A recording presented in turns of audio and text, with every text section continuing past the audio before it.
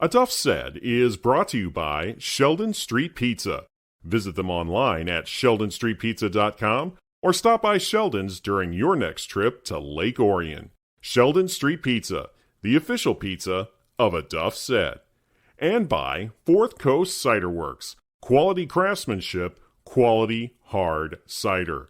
You can check them out online at fourthcoastciderworks.com or come get a can or a howler at their Canterbury Village location. Not available for anyone under the age of 21. Please drink responsibly.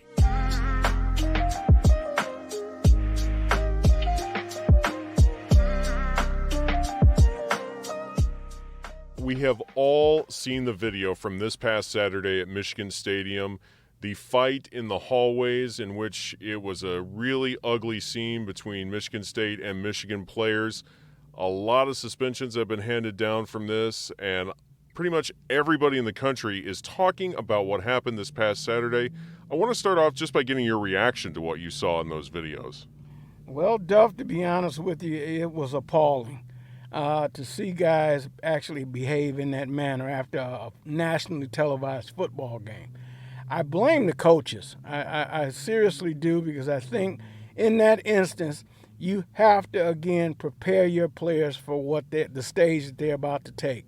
I honestly think that that's an easy fix, where you got teams going in one tunnel. It's not uncommon in stadiums around the country, but you don't send teams up a tunnel together. I mean, young men that age, things are bound to get out of hand and out of control. The coaching staff, that's just another thing that you have to add to your responsibility role. You've got to make sure that you got people in place to make sure that your players are in a gathering together and going down that tunnel together and not separating. In an instance like that, anything can happen. Now you've got parents involved, you've got police involved, you've got college people involved in terms of this thing is, you don't know where this is going to head. And the bottom line is someone could have gotten seriously hurt. What do you think Jim Harbaugh and Mel Tucker should have done differently in this instance? And what do you make of the job that they've done moving forward? Well, you got to discuss those things with your team. Those things can and will happen. One of the things I think that you can do in that instance is you have to prepare your guys at or near the end of the game. You need to call your teams over, whether it be your assistants, so forth and so on, to say, look, guys, it's nearing the end of the game. We're ahead by 2 scores. Things are bound to get out of hand out there on that field. You have to be aware of players saying things to you, trying to bait you into situations and get you basically tossed out of a game. Now, in high school, college ball, I think it's the same thing. You get tossed out of a game, that follows the next week after. So in college sports, for example, that's magnified when you lose a star player because of something that happened on the field with 2 minutes left in the game. Just looking at the situation right now, do you feel like they're handling things the right way, or do you feel like more needs to be done in order to prevent anything from happening in future games? Well, I think that's obvious. I mean, you send guys, these are still kids. And you send these guys up the tunnel, you would think that at least a captain or somebody on that field is an extension of you, the coach. That should be able to say, guys, look, we got to get up this tunnel, get into the locker room, let's take care of our business, let's get on the bus and go home. I think, again, you have to cover those things before the game, during the game, and near the end of the game. You have to make sure this resonates with your players so that they know, look, I know these things can happen, they can get out of hand, and they can escalate quickly. That could have gotten ugly, And I think, as I said, now they're doing damage control in terms of everybody is saying the right things, doing the right things. The worst thing I think came out of this is that you're going to see suspensions handed down, and in some instances, you might even say some scholarships taken away. That's a bad omen there.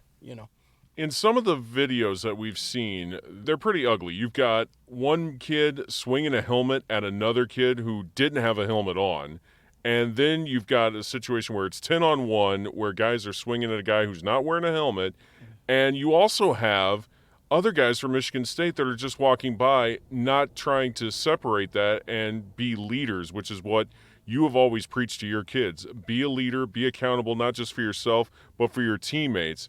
Well, again, you got to have someone to stand up, someone to be a captain, whether it be a leader, whoever on that team that the guys are going to follow. Most guys, in some cases, it's the quarterback. In some cases, it's the linebacker. Somebody who's going to be an enforcer on that team as well as the coach to say, look, guys, we can't do this. Come on, break it up. Let's go now. I think you and I talked about this earlier when we said, you have to coach it, whereas we would tell kids, look, when you step out on that field, your helmet is on and it does not come off your head. And in the instance, you're doing that because without your helmet on, you're subject to get hurt. You're subject to get hurt. Hit with another helmet or hit with something coming from the stands, flying from the stands, from rabid fans. You never know. So you keep that helmet on your head at all times. I don't care if it's going up the tunnel into the locker room. You keep that lid on your head till you step inside that locker room. In 25 years that you were a high school football coach, did you ever see an instance like this happening with your team or in any scenario where there was a big brawl after a game? Well, we found out through we would have coaching clinics throughout the year. And there was a scenario there where there was about, I think, a period of about 5 years where in the city of Detroit, they didn't even have night games because of this very type of thing. They basically had to play their football games with bands and no fans in the stands. And I think that's terrible. And I mean, just because you have a few kids, the whole program suffered in terms of the city of Detroit.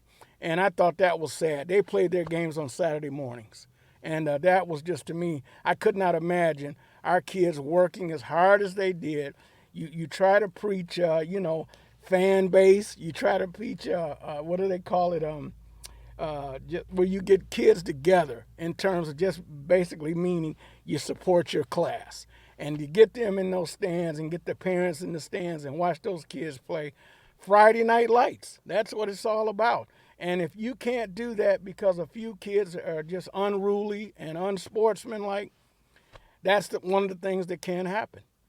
What did you always preach to your guys in terms of etiquette after the game and trying to keep a level head and not doing anything that could have escalated into a situation with like what we saw this past Saturday?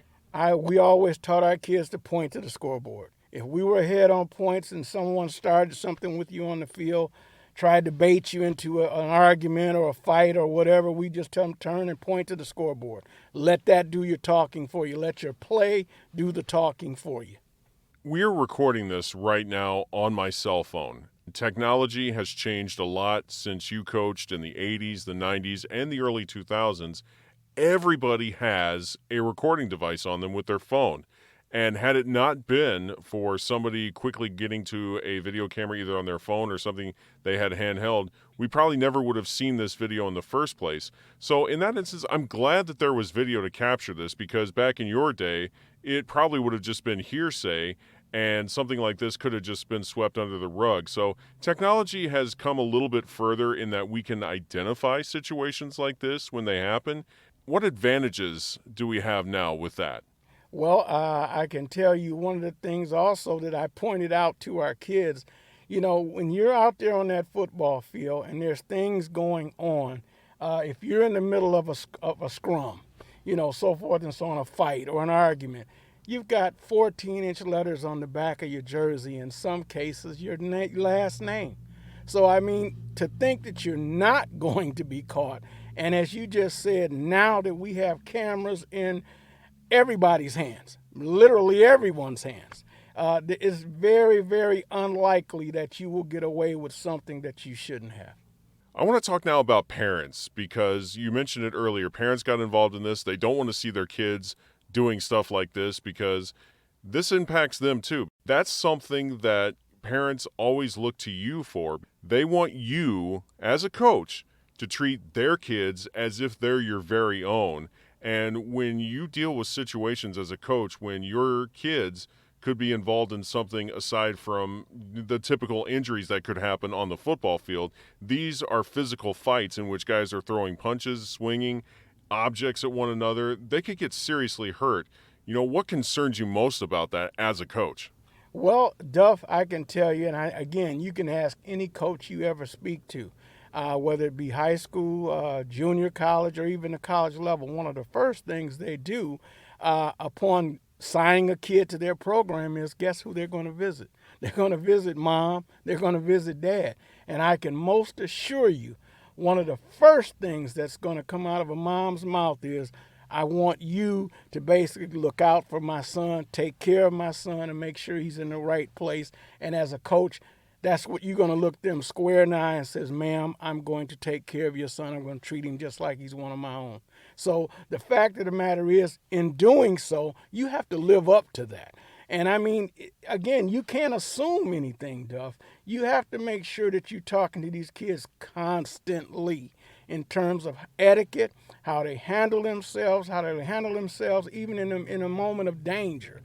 Even at the end of a game, you tell those kids before they walk out of your locker room, look, guys, today is Friday night, tomorrow is Saturday night. I know things go on. I know you're going to inquire things out there in the community.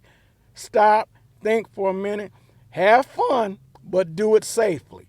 And make sure that you do that, because I'm entrusting you to do that, because I've also made a promise to your mom and dad that I'm going to look out for you and take care of you.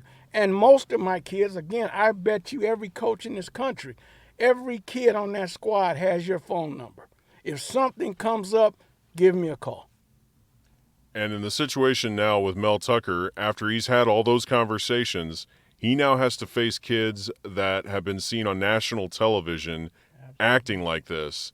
And now he's got to make some tough decisions. If you're in Mel Tucker's shoes right now, how would you have handled those players for Michigan State that were committing those acts of violence in the tunnel? He had to do what he had to do, and that is, you're going to have to suspend kids, as I said. In some cases, depending on how serious they get charged, that could mean if some of those kids are there on scholarships, so forth and so on, they could get their scholarships revoked. And that may not have anything to do with Mel Tucker, in terms, or Jim Harbaugh. The fact of the matter is that the program, the deans of the schools, so forth and so on, they're going to ultimately make those decisions. So they've taken it now, like you said, out of the coach's hands and put it in the hands of people who don't look at it as first downs, touchdowns, so forth and so on. They're going to look at it as disciplinary action, because you've taken action outside of the university or the school that you're representing. For society, it's a no-brainer. Kick them off the team, suspend them. But when you're a coach, this is someone that you brought into your program. This is somebody that you've developed a relationship with. You are basically like an extension of their parents to them. You're like a father figure to them. In some cases, football coaches are that young man's dad. What is that situation like when you have to face a kid and tell him that you have to suspend him or kick him off the team because of actions like this? Well, I can tell you, most dads will tell you the same thing. In some situations, son, this may hurt me a lot more than it's going to hurt you, but this is the decision that I have to make, and I'm going to stand on it. Now, you would think to do that, you're basically going to prepare that young man for life situations. Hopefully, you'll never have to have that conversation again. And what I mean by that is twice. That was advice I got from my dad. If I had to tell you something twice, that's it, kid. And it means sports or anything else. I tell you these things because these are the things you're going to have to take forward in life. In a situation like that, you're going to inquire something like that out in the street or at a party or something. You got to be somebody in that group has to say, come on, Duff, come on, Steve, we're not going to get involved with that. Let's go home, And you got to be able, as my mom used to call it, you have to have a teachable spirit in order to do that. You got to be able to listen to somebody who's in a position to say, look, we're not going to do this. You're important to this team. We need you on this team. Let's not get involved in shenanigans. Would you like to hear more lessons from Coach Watkins? Then head to my website, aduffsaid.com. Steve Watkins coached high school football at Pontiac Central for more than 20 years, and some of the lessons that he has learned he has shared with me as a production of my podcast, A Duff Said. If you would like to hear more episodes of A Duff Said, then go to the Podbean app, Apple Podcasts, the iHeartRadio app, or wherever you get your podcasts.